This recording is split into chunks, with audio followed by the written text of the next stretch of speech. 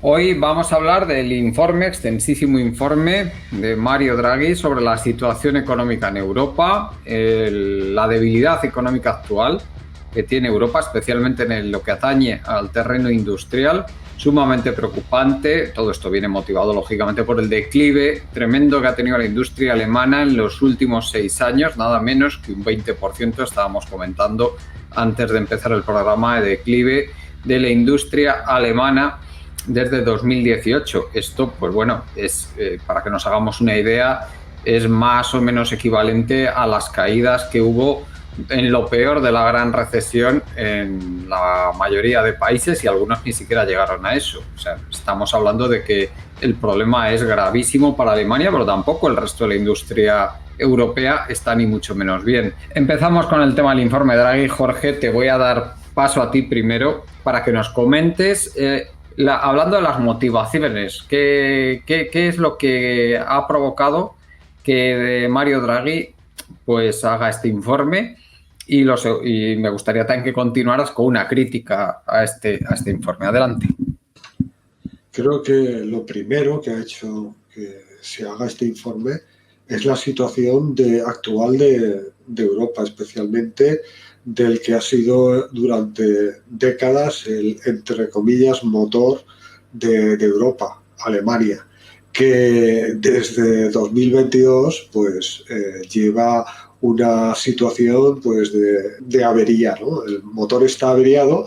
El análisis que hace Draghi de lo que ha causado esto, ha causado esta avería, pues yo creo que podemos estar casi todos de acuerdo, ¿no? Porque efectivamente tiene que ver principalmente, en el caso alemán, con el tema de la energía. Ha perdido una infraestructura de primer orden para tener energía barata, y esa energía barata aseguraba la competitividad de la industria. Por cierto, Jorge, que es muy curioso como en las 400 páginas del informe en ningún momento se menciona por qué la energía es más cara ahora. Es como si fuera un fenómeno natural, ¿verdad? Ha pasado y punto. Es una de las cosas que en el informe no se tocan, como hay cosas que tampoco se tocan, porque la situación, cuando analiza, por ejemplo, el tema de la inversión y la falta de inversión en Europa, coge y se extraña en el informe de, teniendo unos niveles relativamente altos de ahorro, la inversión no despega en Europa. Eso demuestra pues su sesgo neoliberal, en el cual la inversión es financiada por el ahorro, cuando al fin y al cabo el ahorro no es otra cosa que el registro contable de la inversión. La inversión es financiada siempre por la creación de dinero, ya sea directamente de dinero legal por parte de la inversión estatal, o de dinero bancario por parte de los pues del sector financiero, ¿no?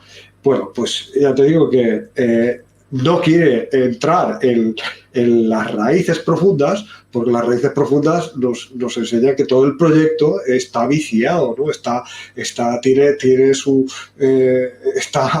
viciado de origen, con lo cual que no funcione ha ido funcionando, entre comillas, para unos cuantos, mientras Alemania efectivamente podía utilizar las políticas de empobrecer al vecino, asegurándose encima pues una fuente de energía barata y una cierta, digamos, estabilidad estratégica que permitía pues que Alemania, por ejemplo, pudiera vender una gran cantidad de materiales, o sea, de productos a China, y no solamente aquí en Europa.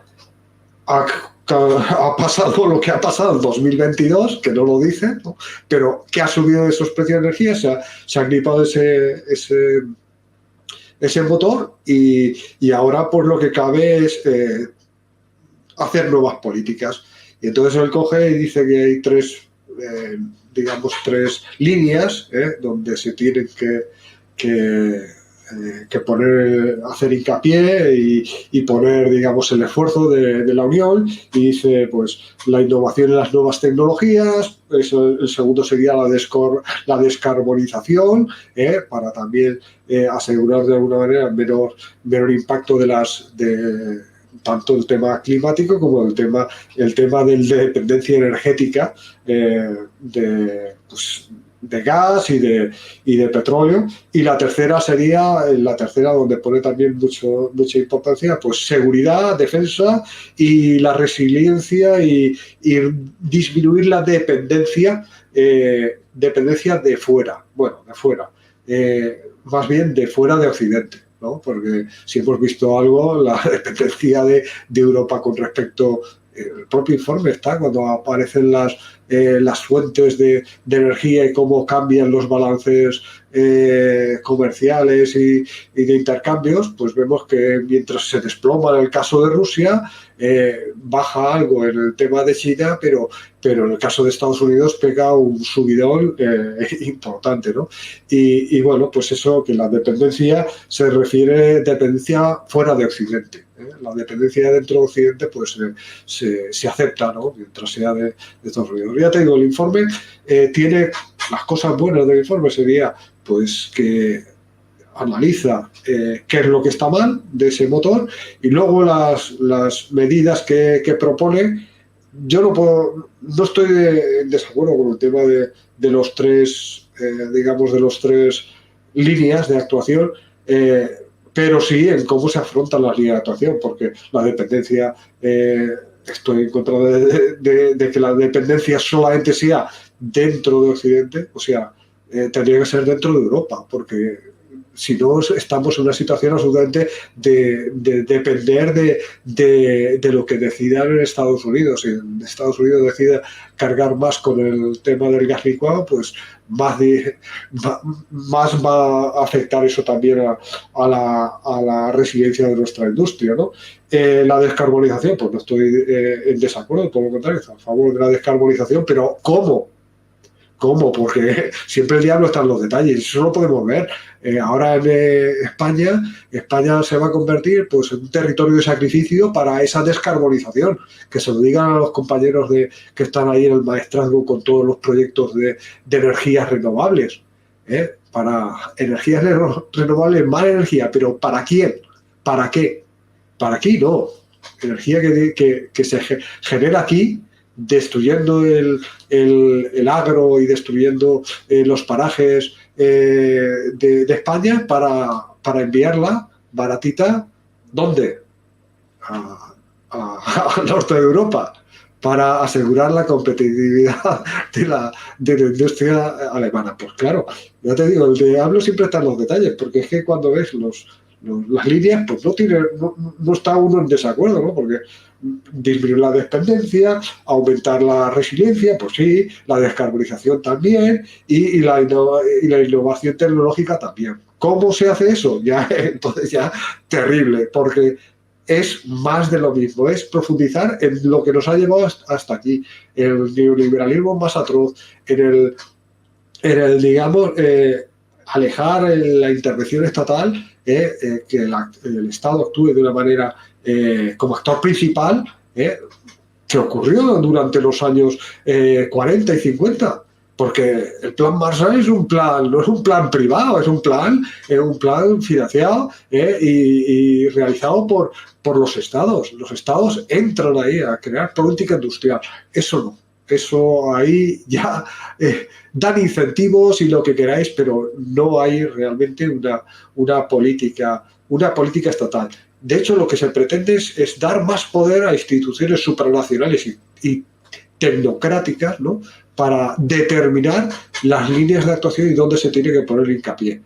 Y claro, eso es lo de siempre. Más Europa, ¿qué es lo que nos ha llevado a esta situación insostenible? Pues ¿qué queréis que os diga? Esto no va a acabar bien y esperemos que haya resistencias, tanto las izquierdas como la francesa de Mélenchon o la alemana que ha surgido de Sara, que no me sabe el apellido, Carlos Wagenknecht, ¿vale? Creo que Carlos lo pronuncia muy bien. Claro, pues ya te digo que el problema está en eso, o sea, es unos tochos para leerse, tiene sus cosas positivas, que ya los he analizado, pero las cosas negativas yo las veo, pues eso, es un callejón sin salida. porque para realizar lo que se pretende, esos dos planes Marshall, eso hace falta implicación del Estado y sobre todo una implicación democrática, porque si no, ¿a qué estamos jugando? Estamos determinando que todos esos procesos sean realizados a unos niveles que no existe absolutamente fiscalización por parte de los demos europeos, porque eso es lo que hay. Tú le das más poder a la Comisión para que haga lo que le dé la gana.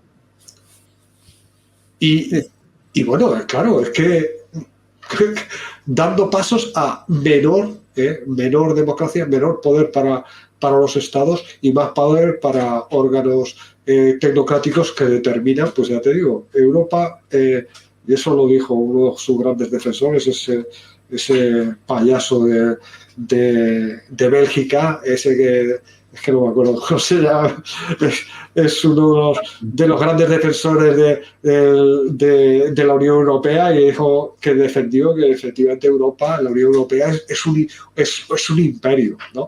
Y sí, efectivamente es un proyecto imperial, y como tal, los proyectos imperiales tienen el esquema centro-periferia, y el centro sabemos dónde está y la periferia sabemos quiénes somos. Entonces, haceros cuenta lo que pasará dándoles más poder a esos órganos tecnocráticos, lo que va a pasar a las periferias. Pues lo que hemos vivido en estos últimos 20 años, pero acelerado. Y voy a pasar a los demás, porque si no hablo yo solo. Sí, no, Íñigo, sorprende un poco, ¿no? El que ahora de repente saquen a pasear el papel que debe tener lo público en la recuperación económica, ¿verdad? Cuando se supone que llevan machacando con la importancia que todo o casi todo debe ser privado, y que el sector privado debe tener el protagonismo, y que el sector privado debe ser autónomo y no sé qué. Bueno, en fin, sorprende mucho, pero lo que no sorprende es la forma en que quieren hacerlo, ¿no? O sea, es que básicamente sí, parece que lo que quieren es regalar o alimentar con dinero público a las empresas. De eso se trata, en realidad. O sea, vamos a ver, cada vez que hemos tenido una crisis, y es así, en Occidente, pues prácticamente los últimos 200 años, pues siempre ha sido el sector público el que ha tenido que venir al rescate, ¿no? O sea, tanto del propio sector público como del privado. A ver, esto es evidente, ¿vale? Y no se le escapa pues más que al más fanático o al mentiroso, ¿no? Que es básicamente lo que es Draghi, ¿no? Draghi es un mentiroso, como bien ha dicho el compañero Jorge. A ver, sí se están citando efectivamente los grandes males de la UE, porque no se pueden ocultar, y que hace falta, y se está diciendo, no, es que hace falta intervención pública para solucionar esto. Evidentemente, recordemos que estamos todavía solo a 4 años de la pandemia, ¿vale? O sea, ni siquiera tenemos que irnos ya a 2008 y el rescate bancario, etcétera. O sea, nos vale con la pandemia, ¿no? Aquí, ¿dónde estuvo el sector privado? ¿Dónde estaban, cuando ocurrió la pandemia? ¿Dónde estaban los CEOs? ¿Dónde estaban Daniel Lacalle o Juan Rayo o todos estos? Pues escondiditos en sus casas. Y fue, como de costumbre, el sector público el que tuvo que venir a rescatar a todo el mundo. Y luego, pues bueno, íbamos a salir mejores, sí, mejores como gilipollas, o sea, porque somos capaces de olvidar lo que ocurrió la semana pasada, ¿no? Y volver a las mismas mierdas de siempre, que es en realidad a lo que está jugando Draghi. O sea, está jugando a citar los males de la UE sin tocar las causas. ¿Por qué no va a tocar las causas? Pues ¿por qué? Pues porque va a volver a incidir en ellas. O sea, no es importante el qué, como dices. O sea, lo importante es el cómo, ¿no?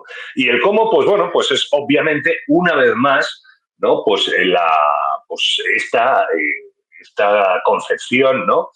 Que bueno, desde los años 80, se puede decir, ha venido copando la UE, ¿no? O sea, la UE, de pasar de una unión aduanera y luego más tarde económica, pues se convirtió directamente en no ya el cuarto Reich alemán, ¿sabes? El cuarto Reich económico alemán, sino que bien lo demostraron con el caso de Grecia, sino que fue literalmente, vamos, o sea, lo único que les faltó fue invadir militarmente el país. Pero realmente realmente la UE, o sea, se comporta como un consejo de administración, y es así, y es lo que pretende, que sea el consejo de administración de una serie de empresas y de intereses económicos, ¿no?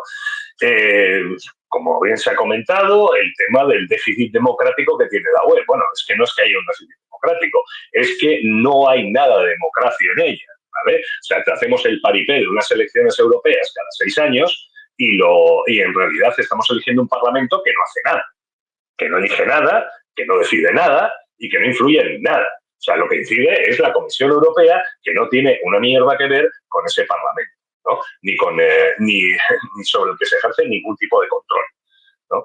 Así que, y que bueno, pues que a quien favorece esos intereses al final es un consejo de administración. Y efectivamente, lo que se pretende es volver a incidir en lo mismo, que es que el sector público sufrague las cuentas del sector privado, ¿no? Pues nuevamente socializamos los costes y privatizamos los beneficios, ¿no? Y esto, claro, evidentemente, tiene su incidencia incluso territorial, ¿no? Pues como se ha comentado, dice, vamos a ver, vamos a decir, si esto se confundió, vamos a decir, con un cuarto Reich alemán, es sencillamente porque el corazón industrial y económico y ahora incluso monetario desde el euro de la Unión Europea es Alemania. Y en Alemania es donde, pues bueno, pues se suscitan los grandes intereses. ¿Y qué se pretende ahora? Pues básicamente que nosotros sufraguemos los problemas de Alemania, ¿no? Como cuando se habla, claro, todo esto, leído el informe o el resumen del informe más bien por encima, pues bueno, pues dice, vamos a ver, dice, me estás hablando de descarbonizar todo esto, lo que decía Jorge, dice, grandes palabras, grandes objetivos con los que nadie puede estar en desacuerdo, ¿no? Y luego, pues bueno, pues ocultándote el cómo. Dice, el cómo va a ir totalmente en contra de esos objetivos, ¿no? En realidad, lo que se pretende es mantener un zombie, porque no nos engañemos. El gran problema de todo esto y lo que motiva el informe de Draghi y todo esto es que la UE está muerta. O sea, la UE, de hecho, vamos a ver, es que se puede incluso recrear el vía crucis, ¿vale?, de la UE hasta su muerte. ¿Vale? Yo lo llamo las 3 grandes caídas de la UE, ¿no? Como sujeto político e incluso económico. La primera fueron los años 90, concretamente, en lo que va del 92 al 98, las guerras de Bosnia y Kosovo, ¿vale? Donde se demostró que no era un actor de ningún tipo en algo que estaba ocurriendo. Vamos a ver, que ahora se habla, no, esto está ocurriendo en Ucrania, joder, pues más cerca fue. O sea, más cerca fue dentro de lo que hoy en día son países de la UE, ¿vale? Luego volvió a ocurrir otra vez con lo de que ahí, bueno, eso fue tremendo, lo de Grecia.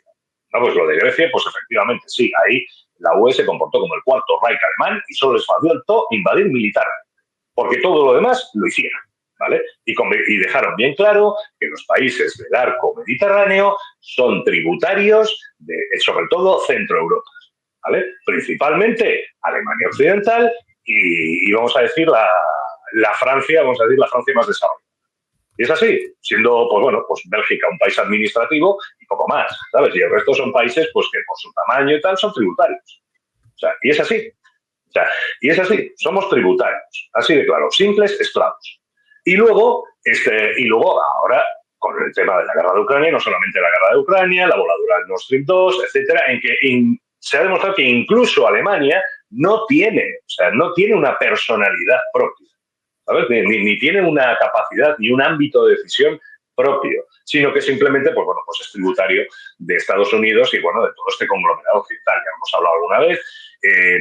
Hablar, cuando llegamos a este punto, ¿no?, de desarrollo neoliberal, hablar de países, pues está de más, ¿no? Más que hablar, pues bueno, pues como soporte, ¿no? Lo que acabo de mencionar. Dice Alemania, dice, ¿por qué Alemania es que importa el bacalao? Dice, pues porque los grandes intereses industriales y económicos están allí, pero no por otra razón. Si estuvieran en Italia, sería Italia, ¿sabes? O sea, no tiene nada que ver, no tiene una especial querencia y, desde luego, como ya han demostrado los líderes alemanes, esto no es un asunto nacional, de patriotismo, ni de ningún otro tipo. Esto es un asunto gerencial. Así de claro. O sea, gerencial. Es la gran, vamos a decir, la gran empresa que tienen montada. Y ¿A dónde vamos? Pues otra vez a lo mismo. Se habla, no, tenemos que acabar con nuestro déficit energético y encontrar nuevas vías. Pero no te dicen cómo. Porque la única vía realmente, vamos a decir, creíble, verosímil, factible, es volvernos a ponernos en buenos términos con Rusia y volver a recibir el suministro de gas ruso, que es 4 veces más barato de lo que estamos pagando ahora mismo. Y de hecho, hace 3 años era 4 veces más barato, ¿no? Que nos llegaba directamente a través de los gasoductos y en grandes cantidades. Pues esto es lo mismo. O sea, no se dice eso. Dice, ¿qué vamos a hablar? No, los recursos, tal cual. Dice, no, ¿eso qué significa? Significa África, porque es el único sitio donde podemos meter mano. ¿Y por qué se habla de África? Pues se habla de África pues porque los chinos, desde hace mucho tiempo, se están llevando el gato al agua y están llegando a muy buenos términos con los países africanos. De hecho, pues bueno, últimamente ha habido revueltas en algunos países precisamente para liberarse del yugo colonial o neocolonial, ¿no? Occidental. Ese tipo de cosas. En realidad es todo el rato más de lo mismo, es precisamente ahondar en las mismas causas de los problemas que señala, todo para huir hacia adelante. O sea, para no admitir que la UE, como proyecto político, actualmente desde hace ya mínimo un par de décadas, ¿vale? Es algo muerto. Está totalmente muerto. Y es que esto no se le escapa a nadie. Así que, bueno, pues evidentemente, como hay un elefante en la habitación... Sí. Dime. ¿Qué crees que podría desencadenar el final de la Unión Europea de forma efectiva? O sea, ¿qué crees que podría ser desencadenante? ¿Un problema político, económico, social? O sea, ¿qué tipo de...? Pues principalmente, vamos a ver, yo creo que la disgregación de la UE va a ser algo gradual. O sea, va a ser como todos estos grandes eventos que no los ves, o sea, no hay un gran titular de la UE se ha roto, ¿sabes? De un día para otro en un periódico, sino que lo vas a ver al cabo de 3 años, decir, ahí va, pues se nos ha roto, ¿sabes? Pues esto va a ser un poco así. ¿Y cómo? Pues precisamente a través de estos mismos problemas que suscitan cada vez más división dentro de la UE. ¿Vale? De manera que al final, pues bueno, pues ya sea por causas internas de cada estado, ¿no? Pues bueno, que hay estados que decidan que, bueno, pues mira, cada vez, o sea, no van a hacer un Brexit, ¿no? Pues por ejemplo, los países de Europa del Este, algunos de ellos, ¿no? Pues como Hungría, que se oponen, que bueno, pues que tiene una actitud claramente enfrentada a la UE, no van a coger y decir nos vamos de la UE. No, sencillamente cada vez empezarán a obedecer menos. De hecho, hay muchos países que están saltándose las normativas europeas y las directrices europeas a diario y que por intereses o por no mentar la dicha, ¿sabes? Y por no propiciar el enfrentamiento, la UE está mirando para otro lado. Véase el caso de Polonia, ¿vale? Polonia, o sea, está infringiendo toda la normativa de la UE, de arriba abajo, día sí, día también. Y ni siquiera forma parte de los países oficialmente díscolos, entre comillas. ¿Vale? Dice, pero sencillamente ni se enfrentan, hacen lo que les da la gana. ¿Vale? Dice, pues esto va a fomentar cada vez más división dentro de la UE. Esto sin contar, pues que claro, la deriva geopolítica actual pues va a fomentar más fragmentación, más problemas económicos y bueno, más de los mismos males de los que habla Draghi. O sea, y al final, pues bueno, pues acabará desgregándose, es eso. O sea, será un proceso gradual del tipo que no te das cuenta. Pero al final, pues como lo de Polonia, dice, pero te das cuenta, dice, oye, Polonia no se está integrando en la UE. No se está integrando para nada. Dice, ¿por qué? No les interesa. Oye, que es su decisión. Estará bien, estará mal y estarán bien o mal los motivos. Dice, pero desde luego es así.